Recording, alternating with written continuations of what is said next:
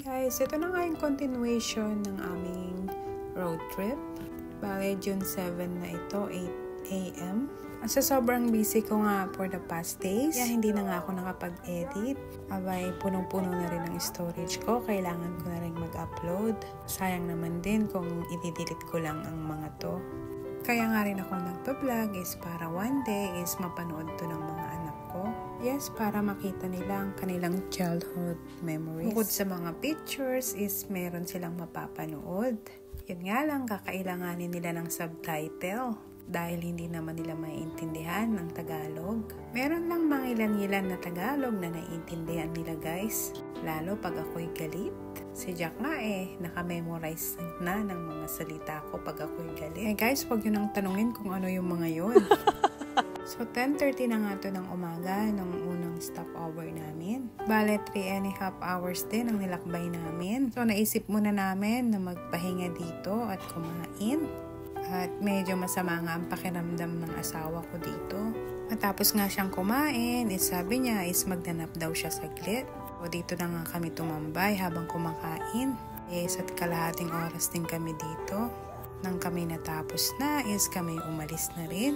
At heto nga, paakyat na naman kami ng bundok. Puti nga, hindi ganong matatarik ang bundok dito.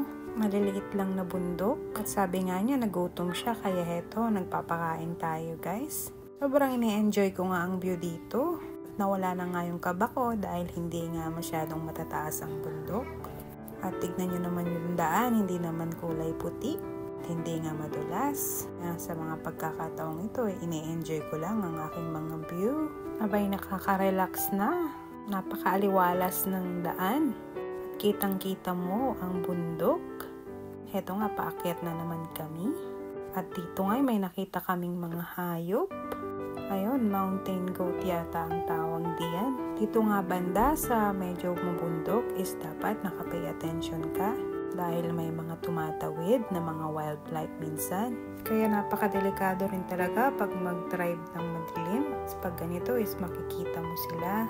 Usually naman din is may mga signs sa daan. Ayan nga, gandang-ganda talaga ako sa view dito guys. Ang mga kids nga dito is mga tahimik.